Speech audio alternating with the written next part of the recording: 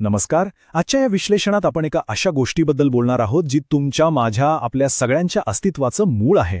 आपला मानवी डीएनए, एक अतिशय विशाल आणि थक्क करणारं जग. चला तर मग आपल्या शरीराचा हा जो मूळ आराखडा आहे ना, त्याचं गूढ उकलूया. विषय समजून घेण्यासाठी थोडी कल्पना करा. आपला मानवी डीएनए म्हणजे एखादी अतिशय जुनी महाकाय अशी सूचना पुस्तक आहे असं समजा. पिढ्यानपिढ्या चालत आलेली एक अमूल्य ग्रंथसंपदा. या एका पुस्तिकेत आपलं शरीर कसं तयार होणार, कसं काम करणार, या सगळ्याच्या नोंदी अगदी सविस्तर दिलेल्या आहेत. थोडक्यात काय तर आपला पूर्ण इतिहास यात दडलेला आहे. पण आता साहजिकच एक प्रश्न पडतो, बरोबर? जर एवढी मोठी जीवनाची पुस्तिका आहे तर त्यात एखादी छपाईची चूक म्हणजे टायपिंग मिस्टेक झाली तर काय होईल? या छोट्या छोट्या शब्दांच्या चुकांनाच आपण विज्ञानाच्या भाषेत जेनेटिक व्हेरियंट्स किंवा जनुकीय बदल म्हणतो. बरं, या चुका दिसायला जरी अगदी सूक्ष्म असल्या तरी आपल्या आरोग्यावर आणि पूर्ण आयुष्यावर त्यांचा किती मोठा परिणाम होऊ शकतो हे पाहणं खरोखरच रंजक आहे. तर या बदलांचे दोन मुख्य प्रकार आहेत. त्यातला पहिला प्रकार म्हणजे जर्मलाईन व्हेरियंट्स, म्हणजेच आपला आनुवांशिक आराखडा. हा आपल्याला थेट आपल्या आईवडिलांकडून आणि पूर्वजांकडून मिळालेला असतो. आता हे जर्मलाईन व्हेरियंट्स नक्की काय असतात? मगाशी आपण पुस्तिकेचं उदाहरण घेतलं ना, तर असं समजा की या पुस्तिकेच्या अगदी पहिल्या छापलेल्या प्रतीतच असलेल्या चुका आहेत. याचा सरळ अर्थ असा की हे बदल आपल्या शरीराच्या अगदी प्रत्येक पेशीमध्ये असतात, आपल्या त्वचेपासून ते थेट मेंदूपर्यंत. आणि सगळ्यात महत्त्वाची गोष्ट म्हणजे हेच आनुवंशिक बदल आपल्याकडून आपल्या पुढच्या पिढीकडेही जाऊ शकतात. मग आता शरीरातल्या या अतिसूक्ष्म अनुवंशिक चुका शोधायच्या कशा?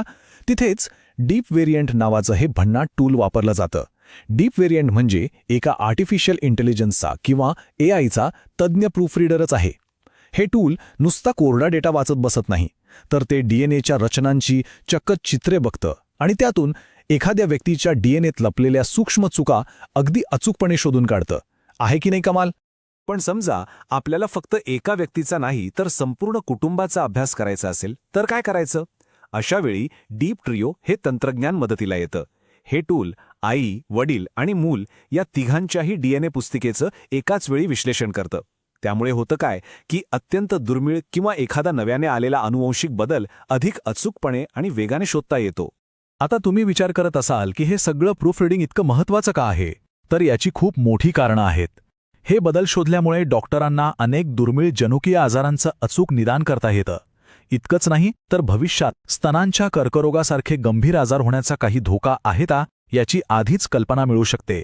शिवाय माणसाची उत्क्रांती कशी झाली हे समजून घेण्यासाठीही संशोधकांना याचा प्रचंड उपयोग होतो.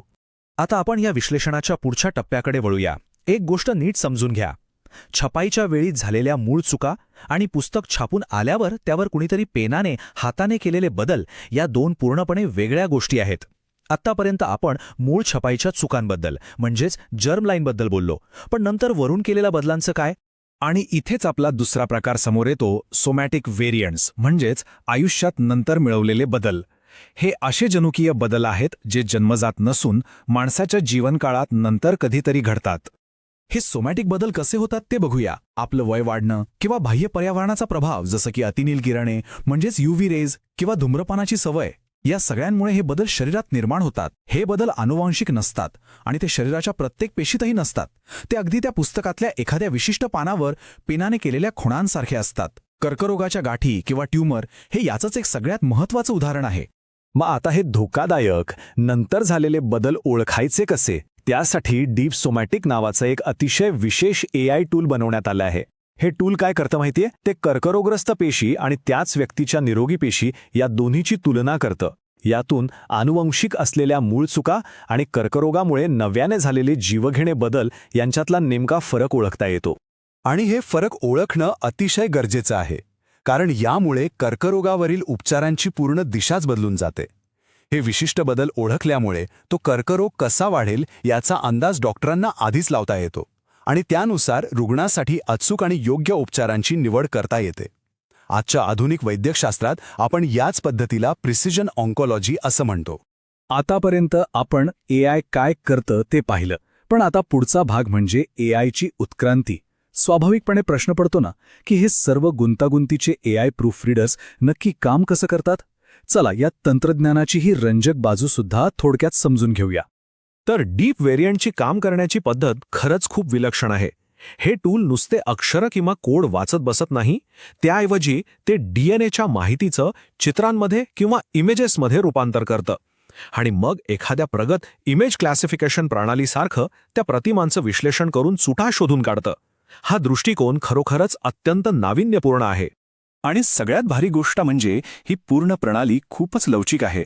जसं एखाद्या मोठ्या ग्रंथालयात सतत नवीन पुस्तके जोडली जातात, अगदी तसंच हे AI टूल नवीन सिक्वेन्सिंग तंत्रज्ञानासोबत स्वतःला सतत अपडेट करत असतं. प्रगत हार्डवेअरचा वापर करून कमी माहिती असली तरीही हे टूल अतिशय वेगाने आणि अचूकपणे काम करायला शिकतं. तर आज आपण पाहिलेल्या या सर्व AI टूल्सचा जर थोडक्यात सारांश काढायचा झाला तर तो असा दिसेल. डीप व्हेरियंट हे एका व्यक्तीच्या मूळ पुस्तकातील चुका शोधतं.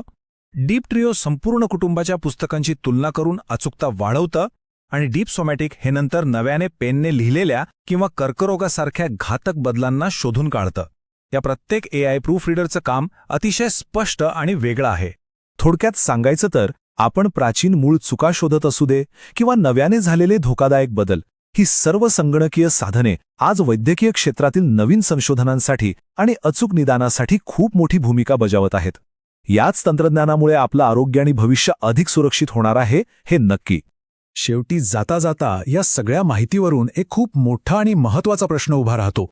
आपली ही स्वतःची अनोखी जनुकीय पुस्तिका जर आपण पूर्णपणे समजून घेतली तर त्यामुळे संपूर्ण मानवतेचं भविष्य किती आश्चर्यकारकरित्या बदलेल याचा नक्की विचार करा.